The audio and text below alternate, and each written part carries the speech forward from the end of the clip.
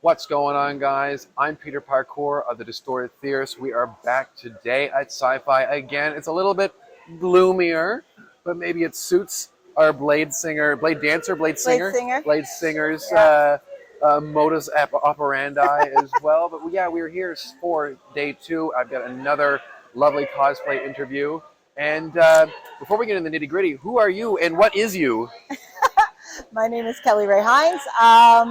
I am a Bladesinger from D&D. We did a campaign with the group I play with a while ago. We did Tomb of Annihilation, and I went in as an elf Bladesinger because you have to be a Bladesinger. So that's it. You got to be an elf. And this is Zeal.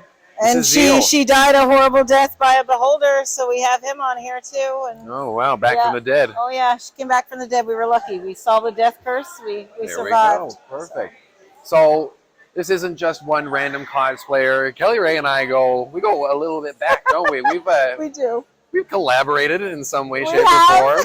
back in my roller derby days and your burlesque days. My burlesque days. That's true.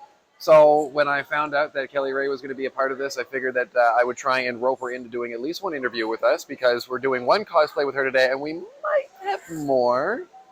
But so yeah, we'll get into the nitty-gritty of the full-on interview. So I mean, we know who you are. We know that you've created this, but what kind of work actually went into creating Zeal? Zeal. Most of the work that happened with Zeal was during the pandemic in the first 3 months when we shut down. I work retail, so I can't work from home. Well, I did at the time. And so I did this. I made this. I had bought the base pieces. So this was a purchase from Spirit Halloween. Yep. The dress was a purchase from Amazon. And the leather was actually made for me by my friend Gary Murren, who does amazing leather work. So Valgar Leather and Forge, very good. Highly recommended. I'm going to add. Keep going. But so Gary made me the leather, and so then I learned how to dye leather. So that was new. Okay. Yep. So I dyed it all black because he made it in brown, and we dyed it all black. He also made me the sword, which is Warbler. Yes, and he did all the leaves based on the pattern of the crown that I have. Oh yeah, so it does. Okay, yeah, fair. So I did all the stoning, the crystalling, all by hand. Right. So there's about 3,000 Swarovski crystals and pearls on this outfit. Because you've had quite the experience in making some of your own stuff. I used to do it for burlesque, and I have been loving comic books since I was 12. And I started going, well, maybe I should make a nerd outfit too. So we did a nerd show, and it was great.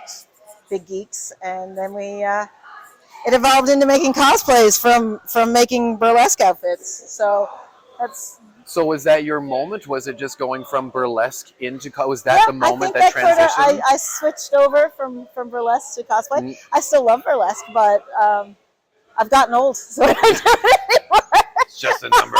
It's just a number. It's only a feeling. That's all it is, really and truly.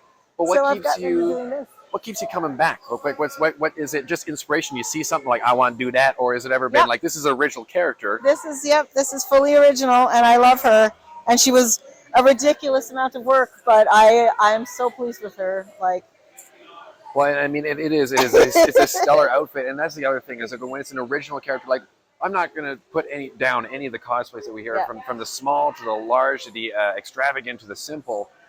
It's still a cosplay, and it's what people want to do is they want to try and be someone that they're not at that period of time, and they enjoy all that stuff. Well, the whole point is it's cosplay. It's fun. You're playing. You're supposed to be having fun playing at a character. Exactly. So you can't take it too seriously. Buy your costume from Spirit Halloween.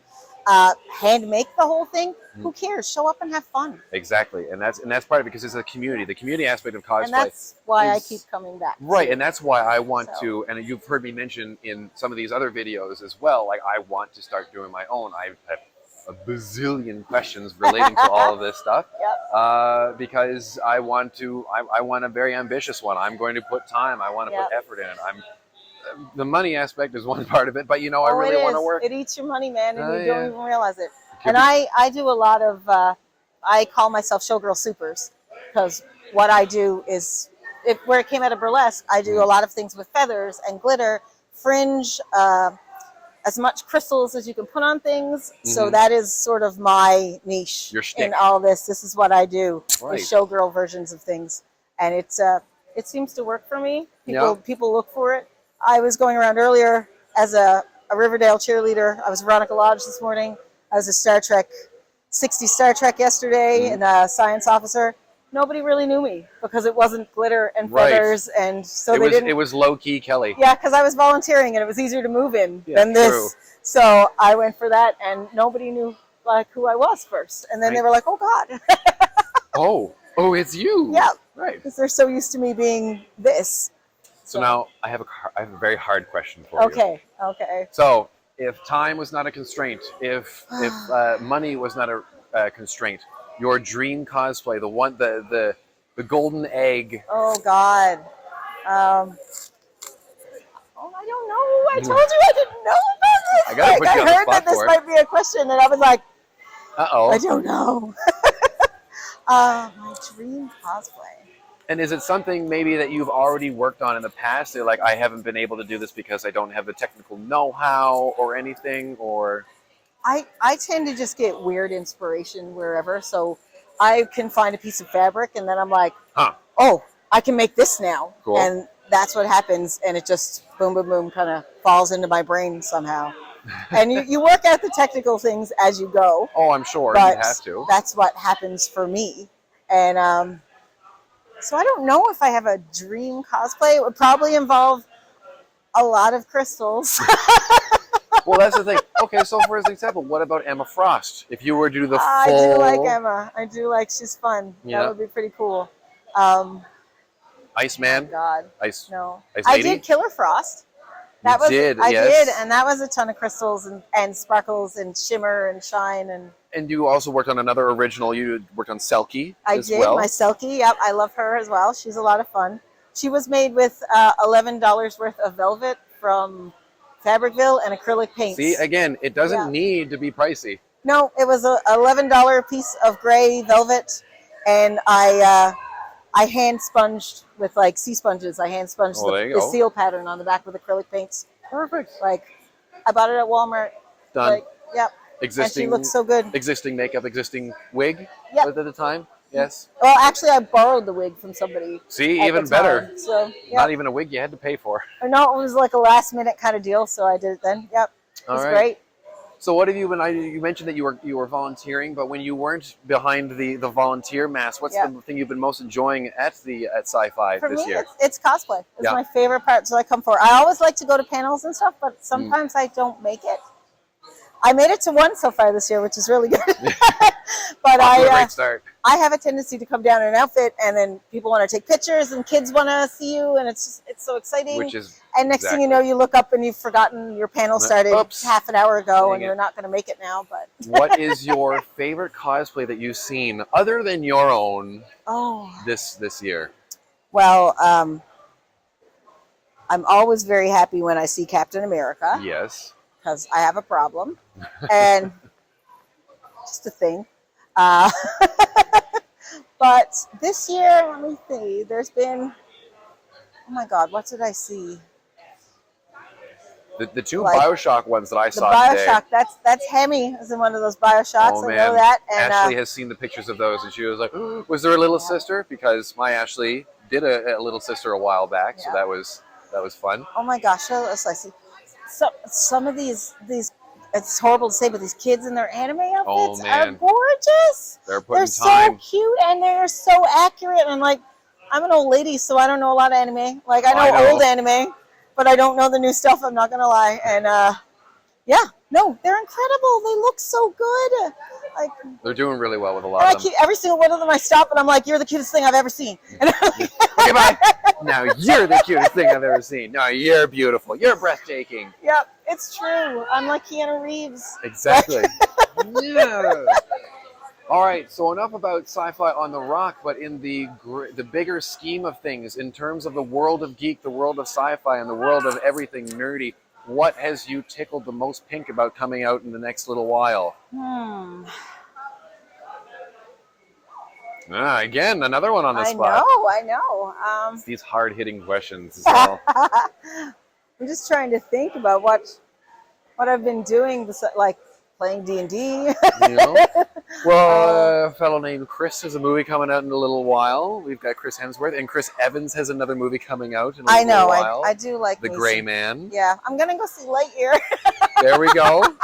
I actually don't give a crap about Love and Thunder. Like I read the Gore the God Butcher series. No, I did not, but it's Lady Thor. I don't dig care.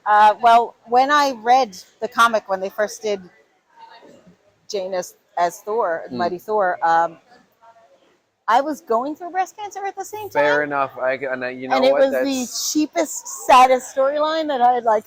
It was so wrong. Yeah, you know what? I can respect that. I actually remember finding out it was Jane and throwing the book across the room and being like, done. Like, this was the worst cop-out ever. And I was, and that's fair. You know what? And I can upset. respect that. Like, sorry, Marvel, you let me down there. You've usually done pretty good, but Kevin? I couldn't do that one. I was really, I don't know. It felt like it was cheap. Yeah. It wasn't right. I can definitely see that. But what about gaming? You were gaming a little while back. I pay a little bit of injustice too because I like fighting games and I like Street Fighter, but I'm not a great gamer. So anything that I can mash buttons and figure out what works when you mash buttons. Well, your friend Nightwing is going to be in a new game coming out soon, Gotham Knights. I do love me some Nightwing. Yeah. Yeah. I love me a little. I know. I have a Nightwing planned actually for myself. I'm gonna do like a trapeze artist based on the '70s disco dick. Okay, Oh yeah. So that's gonna be a '70s kind of style trapeze artist outfit whenever I do that. Flying Grace and Kelly. Yep. Cool. So I'll be doing that and Megara from Hercules. So But I'm gonna do that with shibari inspired details, so ropes. Oh, okay, yeah. So that's gonna be pretty cool, and I'm gonna have a Sith next year as well. I hope. So, yep. Perfect. Yep. Perfect. And she didn't make it this year, but I was working on Amora the Enchantress to hang out with Thor, my friend, and with Andre. And unfortunately, Amora didn't get finished because we had a few setbacks, but that's okay because now she just has a headpiece to do and she's ready for next year. There we go. And she's also a lot of glitter and a lot of sparkles and a lot of crystals. Perish the thought. Yeah. She's brilliant. I love her. Now, before, and this has been awesome, before we sign off or anything like that, do you have any socials, anything that you want to plug for any... I already plugged Gary's. You did. And you've been talking about projects that you've been working on. Yep. Anything for yourself? Any Instagram, any socials? Well, you can find Showgirl Supers on Facebook, but I haven't updated it in a long time. I'm not going to lie. It's all new stuff, totally. Just the first time you see it, it's all new. So it works. Well, it's true. Yeah. Right. And some of the stuff I'm known for is on there. Poison Ivy's on there. I do a lot of Ivy.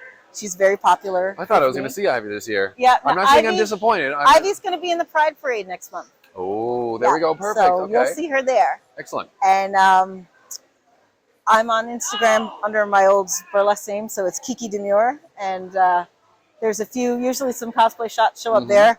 Some not cosplay shots too, just in case if you're under, don't do it. It's not that bad, but it's still, It's on the IG. It's not on the OF. Yep. No, we'll just keep it as that. Exactly. And that's pretty much it. That's it. I still can't believe I couldn't think of a dream cosplay. I don't know. You're still thinking about it. I am. Tell me tomorrow. I will have to. You're gonna have to. You're gonna have to sleep on it. If I'm back for Cat, we'll. So that's it from us at Sci-Fi on the Rock Day 2. We've got Kelli-Rae, who has done her wonderful original Zeal, her D&D character. And before we sign off, I always forget to do this. I'm really bad at it, but make sure to subscribe to the channel if you haven't already. Drop a comment below. What would you like to see Kelli-Rae cosplay as? Give her a little hint into what her dream cosplay should be. Make sure to like, share, and as always, hit the notification button to be alerted to when new Distorted Theorist content comes out. But that's going to be it for me. I'm Peter Parkour for the Distorted Theorist, and like we always say on the channel, keep it real.